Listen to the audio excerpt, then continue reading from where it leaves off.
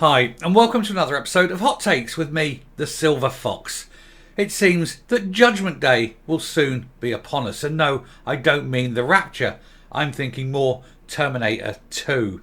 BT has announced a massive series of job losses, with a lot of these people being replaced by AI. How soon before it becomes sentient and we're all in trouble? Well, it could be pretty devastating. There's at least 55,000 jobs going at BT, and a lot of these will be replaced, as I say, with little boxes sitting on desks, answering telephone calls, dealing with questions and putting people through. What is this going to do to the economy? Should there actually be rules against it? Or should AIs be treated as human beings and forced to be paid a wage, that wage going to pay the people they replace? It would be an interesting concept. I think if it was brought in, it would certainly reduce the amount of investment in this particular industry, because it will ultimately save no money whatsoever. So let's have a look at this piece, and see what's going on and see why BT are slashing a massive proportion of their workforce. And what's going to happen to them? Who knows? But here goes. So, telecom giant to shed 55,000 jobs and will replace some of the humans it gets rid of with AI. UK telecom company BT Group said Thursday that it plans to shed up to 55,000 jobs by the end of the decade, and then replace some of them with artificial intelligence as part of an overhaul aimed at slimming down its workforce to slash costs. But at what price, we have to ask? That's a lot of people being thrown on the scrap heap who may never work again. It's a particularly tight field that's going to lose a lot of expert knowledge. BT, which has 130,000 workers, including both staff and contractors, said in its latest earnings report that its number of employees would be reduced to between 75 and 90,000 by 2030. By the end of the 2020s, BT Group will rely on a much smaller workforce and a significantly reduced cost base, the CEO Philip Jansen said. New BT Group will be a leaner business with a brighter future. Well, the people you're laying off won't have much of a brighter future, and yet you're replacing a lot of these people with AI. And I think that should come at a cost. There should be an AI tax, I think. If you're putting people out of work to replace them with AI, then you need to pay for those people. It was your decision to do this. And of course, AI itself is completely untested and new technology. You don't know how much damage it could go on to do all through the systems. Anyway, tech and telecom companies have been cutting jobs as the industry undergoes a painful shake-up amid flagging economic growth and surging inflation. And the UK-based wireless carrier Vodafone, which operates in Europe and Africa, said days earlier it's laying off 11,000 workers as part of its major revamp.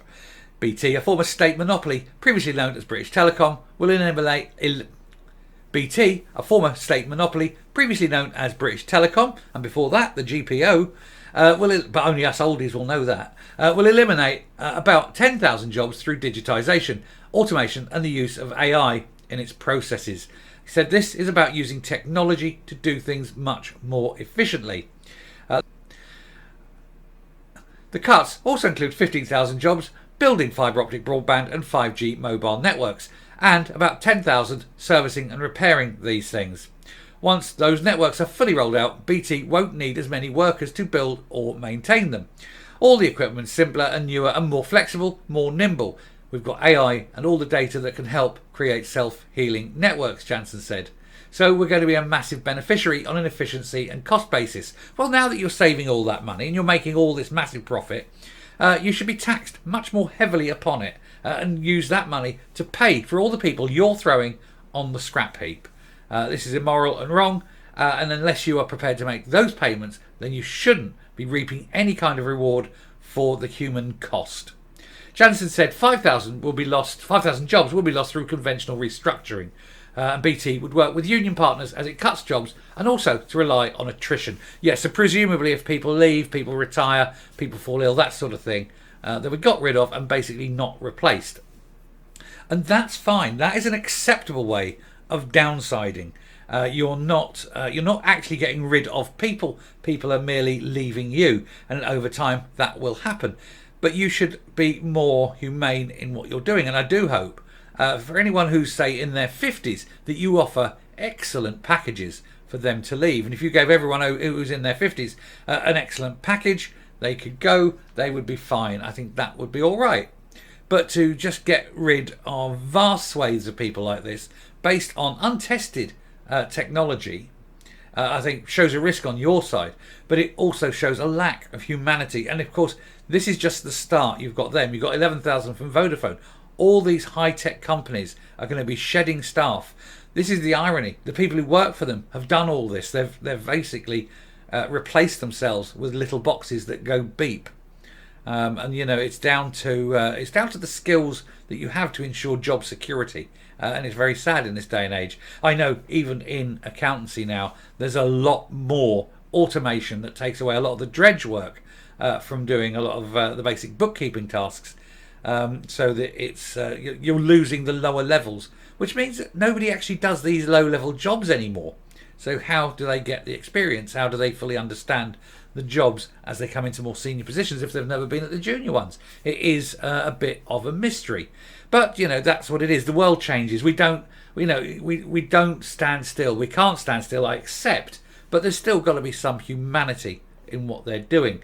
So I think there must be major tax implications for any company that's doing it in this particular way. Anyway, I shall round off there. I shall come up and we'll finish the video.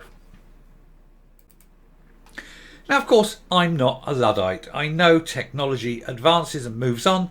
You know, the world changes. We're not sitting here today surrounded with, you know, farriers and ostlers and grooms because the car replaced the horse. We get it. But we also know that things are continuing to change and that jobs that exist today won't exist tomorrow. Again, we know. But it seems very heartless to throw these people out en masse, 55,000 over a course of a very short period of time. Natural attrition will take care of a lot. You know, people retiring, leaving, falling ill and dying. They will go. And you can do it that way. And if you then still had room that you had to get rid of people, you start with the older ones and you give them excellent packages. You give them excellent retirement packages and you get them out that way. And over time, it will come down and you can do it gradually. You can do it over a period of time that doesn't impact the individuals or society as a whole. Because if you don't do that and you simply dump 55,000 people onto the dole, that's a massive cost to the country. And the country should be quite rightly taking that cost back from you in the form of massive taxation. And I completely agree that that should be a thing. There should be an AI tax, and where an AI replaces a human being, there is a massive taxation on that AI. And that may just slow down the process. Now, if you get rid of the people through attrition, that's fine. Not replacing is not the same as actually getting rid. So show a bit of common sense and a bit of humanity, and do it slowly. And of course, like I say, in a few years' time, everyone will be replaced. Everyone's job will be different, and I'm just glad that I'm getting to the point where I will soon be retired. I won't have to worry about that. But, you know, my son is still young and working. I've got younger members of my extended family that are still at school. They'll want jobs to go into. And so we need to basically protect them and make sure they have roles in which they can fit. But there we are. I mean, there's nothing I can do, there's nothing you can do. We just need to appeal to the sense and the heart of the large corporations. Not much hope there then, is there? Anyway, I shall finish there. Thank you very much for listening. If you like what you see and hear on the channel, please hit that subscribe button there, ring that bell, leave a like, leave a comment, please share the video. Definitely leave a like though, they're the big ones. And until next time, stay safe, stay well, avoid artificial intelligence, and go for real intelligence if you can find it. And goodbye.